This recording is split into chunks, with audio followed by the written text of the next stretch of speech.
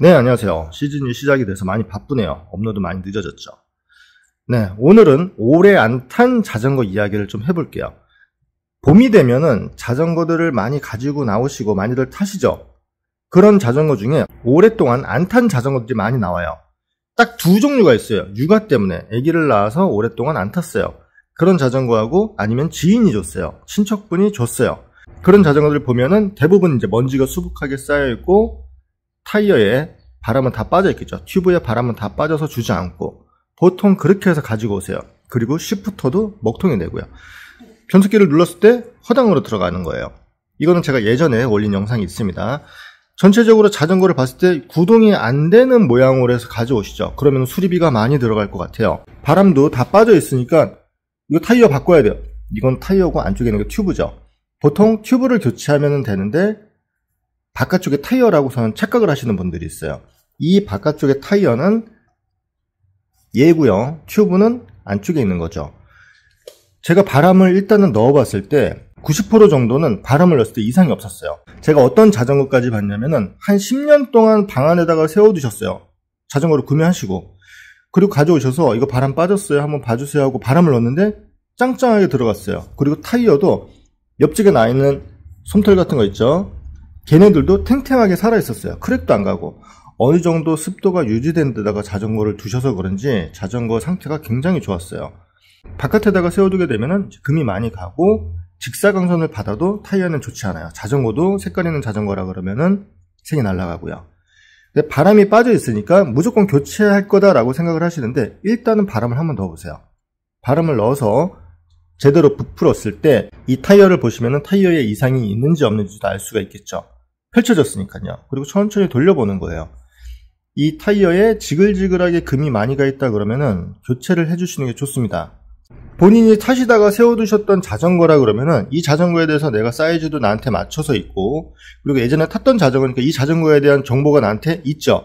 그런데 지인분이나 친척분들이 준 자전거들이 문제가 생기는 경우들이 있어요. 키가 한 150 정도 되시는 여성분이 좋은 자전거를 주셨어요. 키가 180 되시는 분한테, 친척분한테. 어떻게 타고 다녀요? 자전거 안에 몸이 이렇게 구겨 들어가 있어요. 타고는 다니시는데 자전거다 그러면 자전거에 대해서 알지 못하시는 분들은 그냥 자전거가 한 사이즈라고 생각을 하시는 거예요. 그렇게 자전거 안에 몸을 구기고 타면 어디가 불편해도 불편하겠죠. 안장 시포스트도 한 개치 이상 뽑게 되면 위험하다 그랬죠. 그런 자전거는 안 타시는 게 낫습니다. 사이즈가 어느 정도 맞춰서 오면 다행이지만 그렇지 않은 경우에는 애매하죠. 그리고 지인분이나 친척분들한테 주셨는데 자전거에 고장이 나 있는 거예요. 심한 경우에는 비싼 자전거였었어요. 옛날에 비싼 카본 자전거였는데 부속도 예전에 비싼 부속이 들어가 있어요. 막 듀라에이스. 자전거 정비를 하는데 크랙만 3개를 찾았어요. 카본 프레임이. 애매하죠. 고치기도 애매하고 이거를 금이 갔다라고 해서 말씀을 드리기도 애매해요. 비싼 걸 주셨는데 야 너 타라 이렇게 주셨는데 자전거에 금가 있어요. 주신 분도 민망하겠죠. 다른 분들한테 자전거를 주실 때는 기본 점검 정도는 하시고 주시는 게 나으실 것 같아요. 자전거를 가지고 오셨는데 자전거가 막 난리가 난 거예요. 금 가고 부속들 마모 다 되고 체인 교체해야 되고 그러면은 중고로 새거로 사는 게 낫잖아요. 자전거에 대해서 잘 모르시니까 야 이거 가져가서 너 타라 이렇게 얘기를 하시는 분들이 대부분이세요. 그런데 수리비가 많이 나오면은 이 애매한 상황이 됩니다. 그러니까 동네 자전거퍼 가셔서 기본적으로 점검을 한번 해주시고선 주시는 게 좋아요. 그럼 오랫동안 세워뒀던 자전거들한테 나타나는 공통적인 증상에 대해서 한번 알아볼게요. 자외선도 많이 받게 되고 건조한 곳에다가 자전거를 세워두시는 경우들이 많이 있어요. 바람을 넣었을 때 타이어들이 이렇게 금이 가 있으면은 별로 좋진 않죠. 이 안쪽에는 케이싱이라고 해서 섬유질들이 들어가 있어요. 튜브가 팽창을 했을 때 그 튜브를 터지지 않게 잡아주는 케이싱이 안쪽에 들어가 있어요. 케이싱이 들어가 있어서 얘네들이 쉽게 터지진 않아요. 그런데 자 여기 한번 보세요. 얘는 지금 케이싱이 깨진 거예요. 안쪽에 있는 섬유질이 깨졌기 때문에 이쪽으로 튜브가 튀어나오려고 그러죠. 이거는 언제 터질지 모르는 폭탄이라고 생각을 하시면 돼요.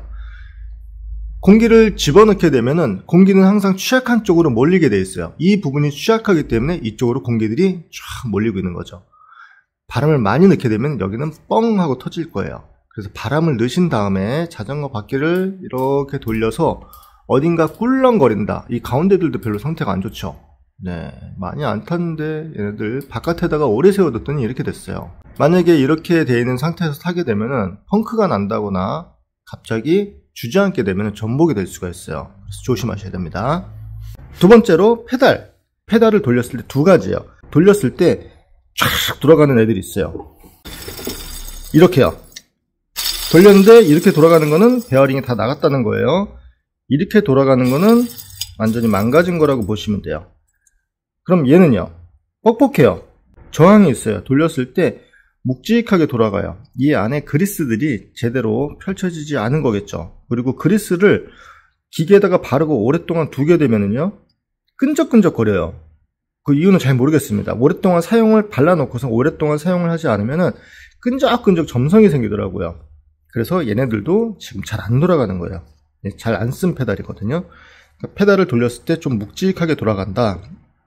자주 타시면 괜찮아질 거예요. 그러니까 이거는 고장난 게 아니니까 무시하시고 그냥 타시면 될 것 같아요.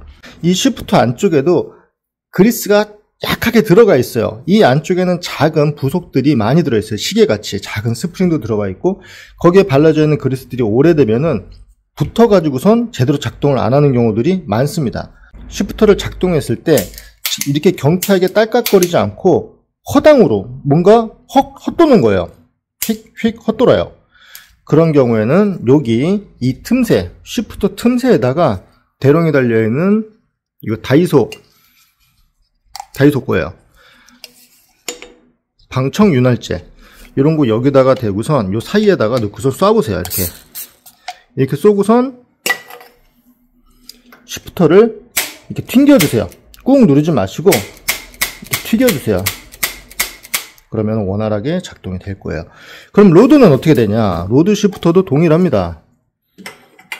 이런 로드 시프터도 지금 위쪽에 있는 고무 후드를 제가 벗겨 놓은 건데, 이 아래쪽에 보시면 요런 데 있죠. 이 안쪽에 시계 부속 같은 부분, 요런 데다가 이 커버를 벗기지 않아도 밑에서 보면 보여요. 요런 데다가 뿌려주세요. 뿌려주시고 똑같이 얘도 튀겨주세요. 이런 식으로.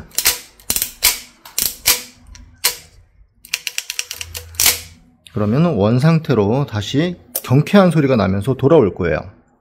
자전거 보관을 잘 하셨으면 모르겠는데, 벽에다가 막 기대 놓으시거나 넘어지거나 그러면은 요 행어가 휘는 경우들이 많이 있어요. 행어는 뭐라 그랬죠? 자전거 프레임과 드레일러 사이에 있는 연결 아답터 같은 애들이에요. 부속값도 비싸지 않고요. 충격을 받았을 때 대신 휘어서 자전거 프레임과 드레일러, 변속기를 보호해주는 역할을 해요. 그래서 넘어지게 되면은 제일 먼저 휘는 부속이기도 해요. 일단은 바퀴 바람을 넣고 시프터가 정상으로 되게 기름을 쳐서 살려주고, 그리고 페달을 돌려서 구동을 해주면서 기아를 다 작동을 해보는 거예요. 기아에 작동된 거는 제 영상 중에 많이 있으니까요. 거기에서 해당되는 걸 찾아서 점검을 하시면 될 겁니다. 항상 안전 라이딩 하시고요. 감사합니다.